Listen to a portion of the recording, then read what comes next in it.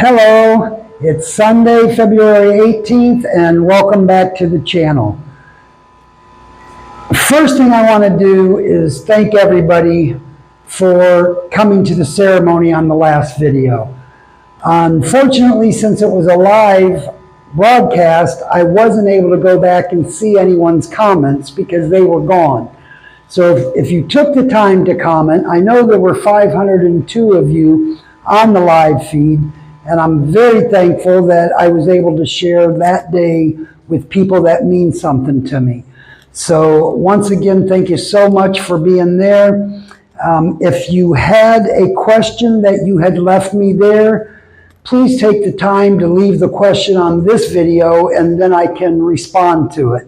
As I said, when I went on Sunday to look at the comments, there weren't any comments. And then we learned that if you go live on YouTube, that you don't get to see the comments afterwards. So I didn't see any of them there, but I do thank you for all of you that came on my Facebook page and just had a lot of kind words and wonderful things to say. So thanks a lot for joining on that video. So what are we going to do with today's video? So the original plan today was to do the drum circle out on beautiful Siesta Key Beach. However, we have been blessed with a day of rain today, which we really needed. So that took care of us going out and doing drum circle. So I tried a couple other places that I want to do in the future, but it was just too short of notice for them. So I wanted to put out a video today since we're going to try to make sure we get one out every Sunday. So I decided that what we'll do is go through the dojo today. I am going to show you my dojo, and then I'm going to give you about 10 questions to ask when you go to sign up at a dojo. So obviously all my martial arts friends that watch this, you've already got dojos and this isn't going to be anything new to you. But for those of you that are on here that aren't martial artists and you're thinking about training or you're thinking about taking your kids to a dojo, please take the time to watch the video, see what a dojo is about, and listen to the questions that I give you to ask so that you can make sure you're signing up at a good, legitimate dojo. And with that being said, let's head upstairs.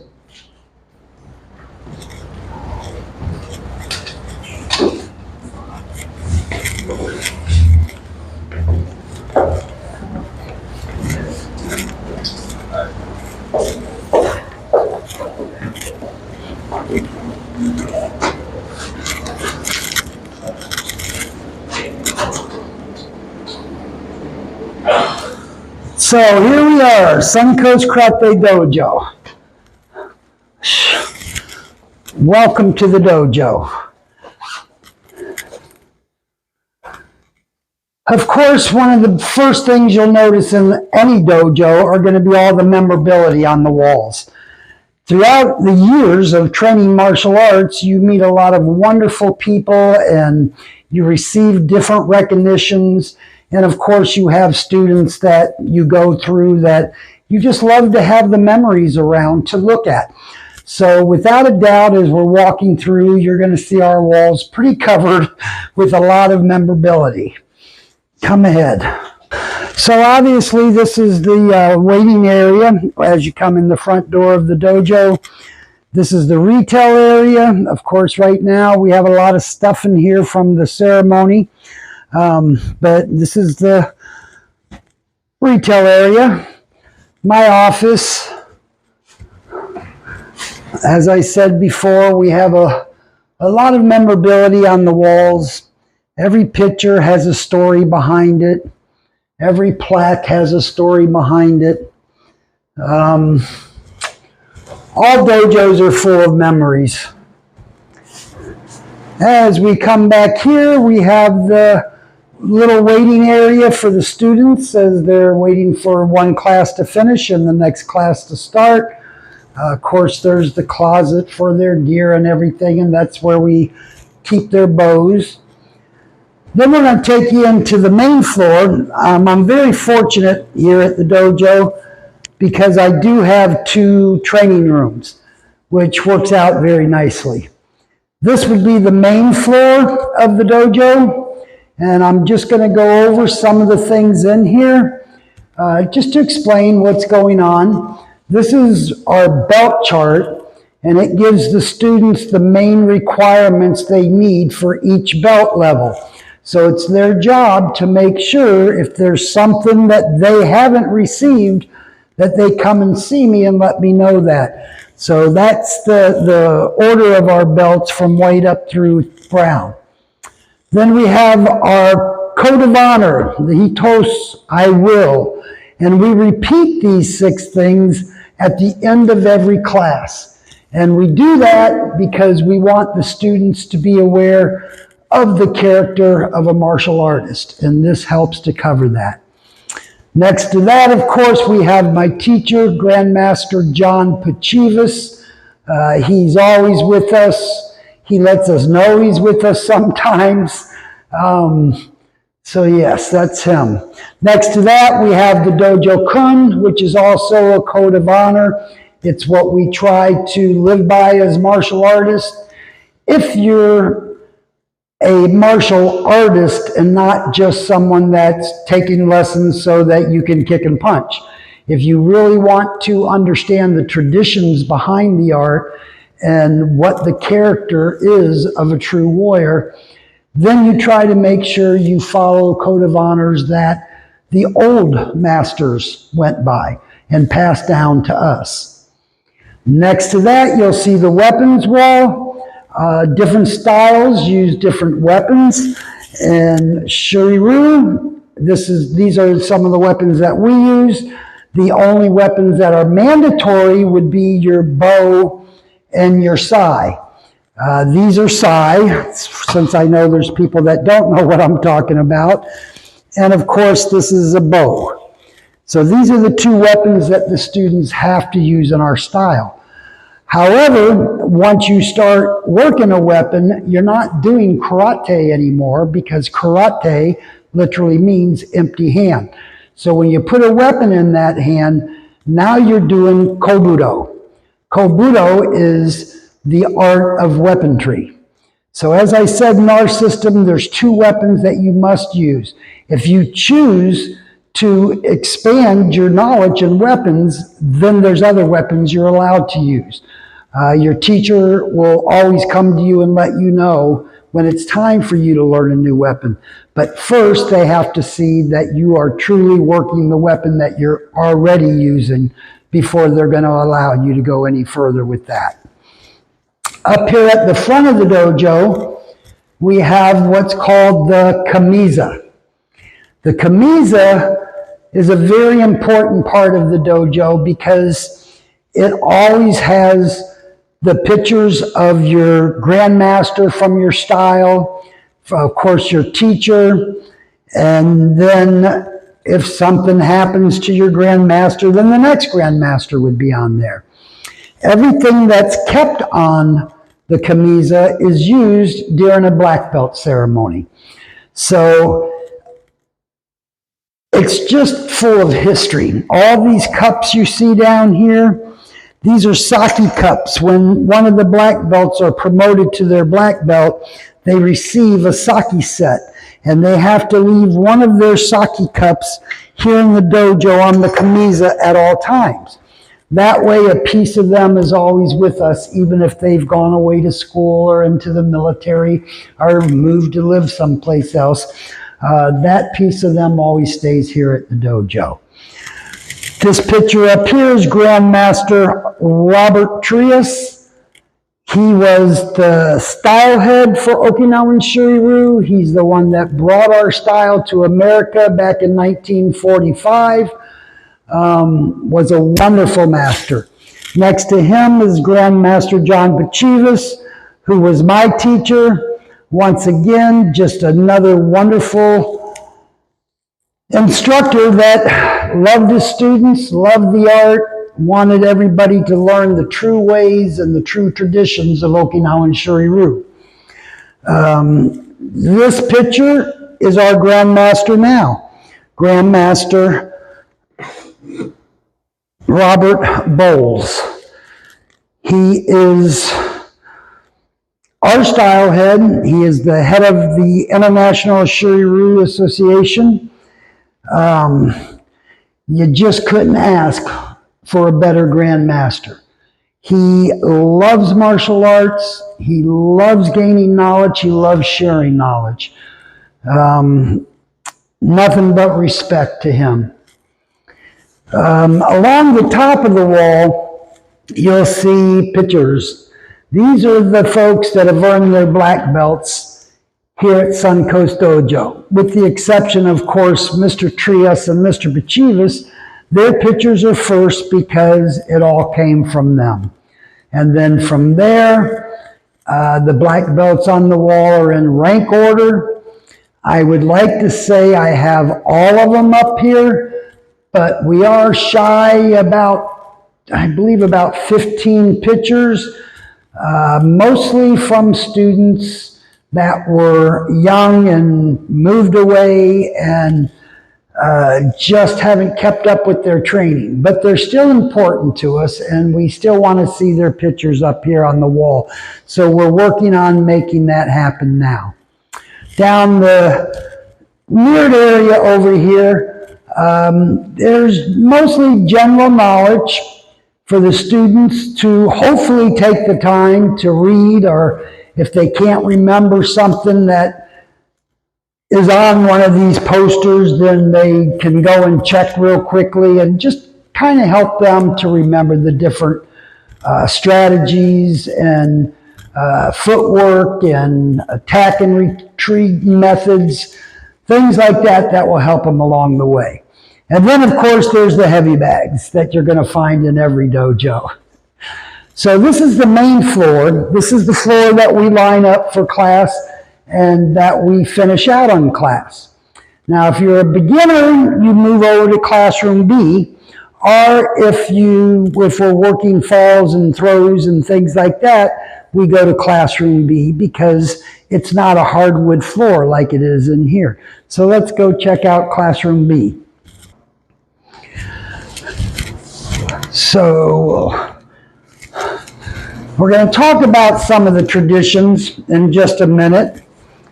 You'll notice when I'm going into a classroom or leaving a classroom that I bow. This is something that we do out of tradition, and I'll talk to you about that in just a minute. So, in this room we have all of our mats, and of course the floor is carpeted, it's a little cushier, and we have the mats to put down so that when we're working our takedowns and our throws and things, we have the mats to work out on. We also have some of the things in this room that you'll find in the other room as far as a camisa.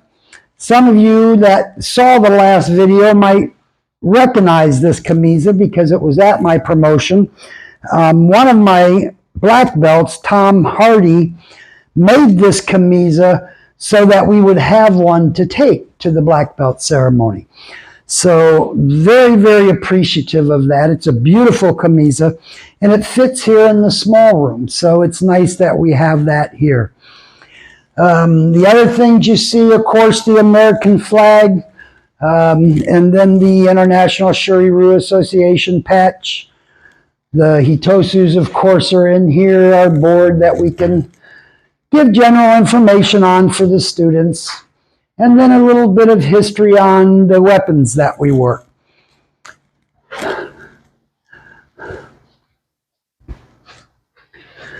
So with that,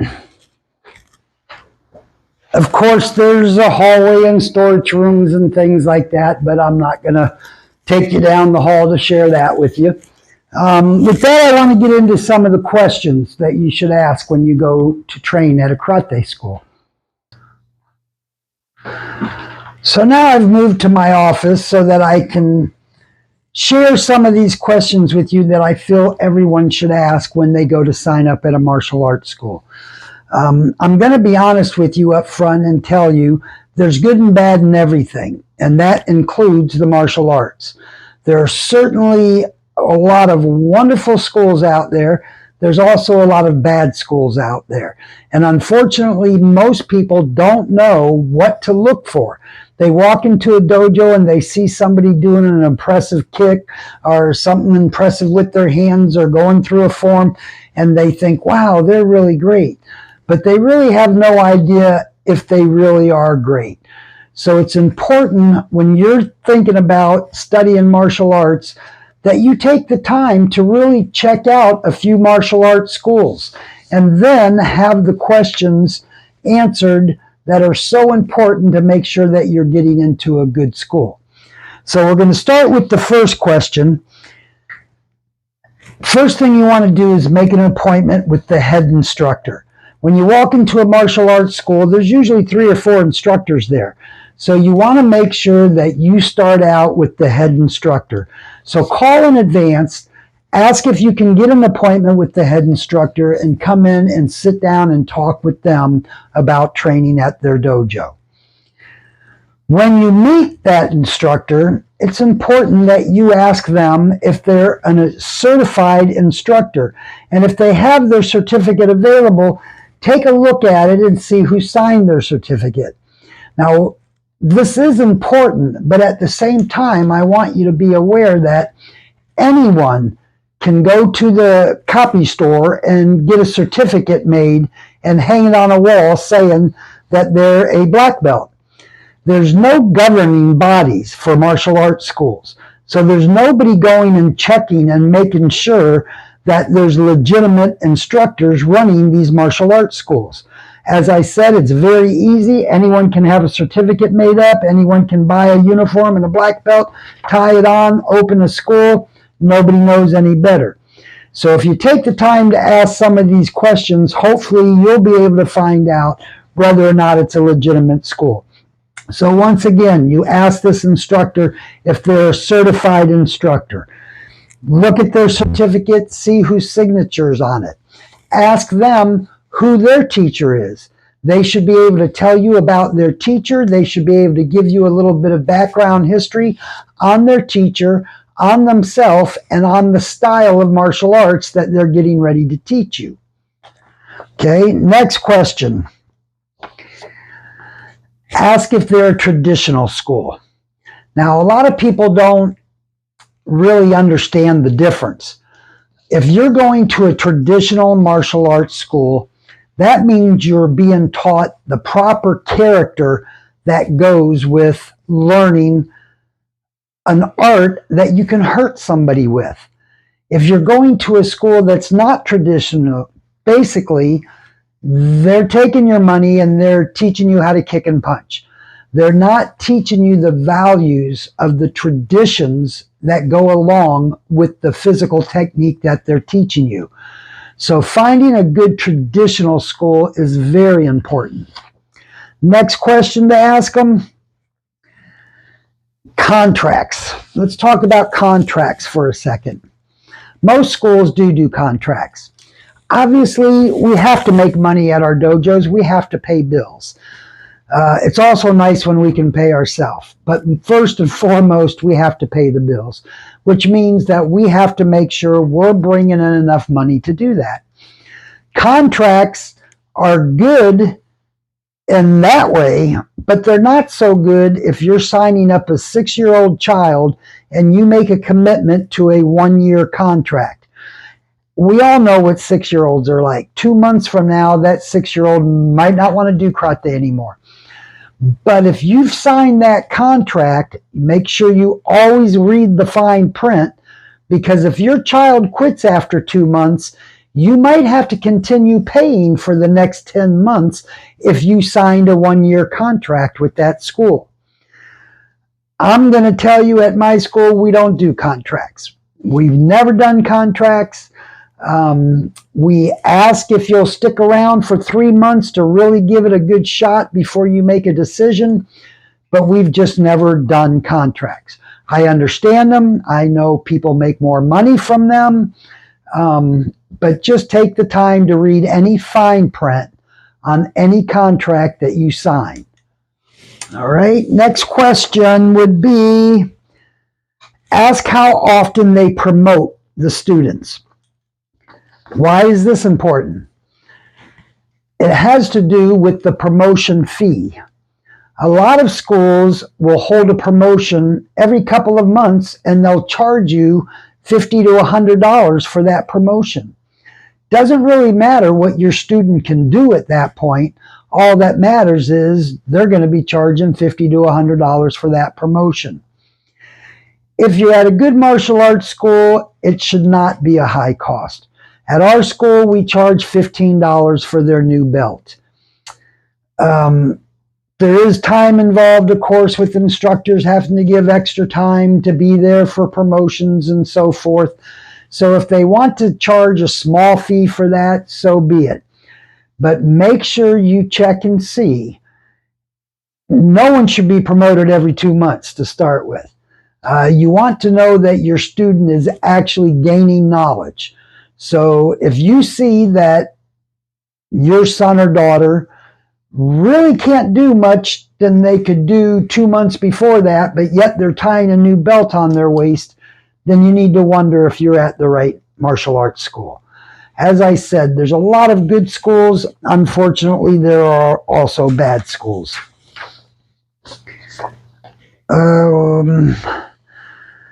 Ask about mandatory competition. Competition should never be a mandatory thing at a dojo. My sensei always said, if your student has a competitive spirit, feed it. Make competition available.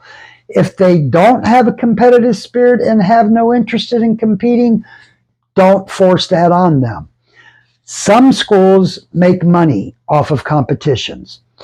They make their students go to competitions because they've worked out something with that promoter where they make some kickback on those entry fees.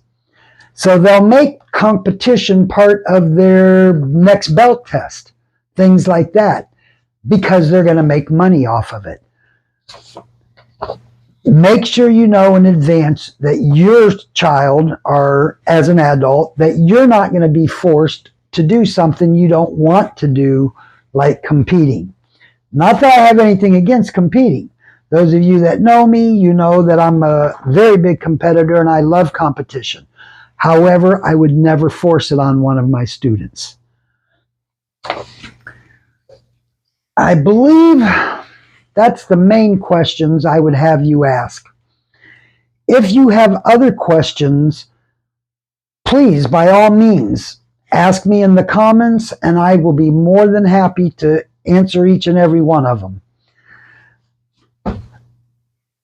Most people, as I said, they live 2 blocks from a karate school, so they go over there and that's where they sign their student up. Please don't fall into that trap.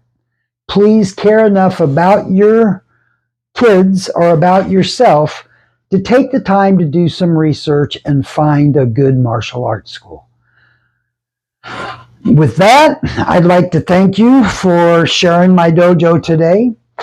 I hope that the good Lord willing, and we don't have rain next weekend, next Sunday's video will be on the drum circle out on beautiful Siesta Key Beach.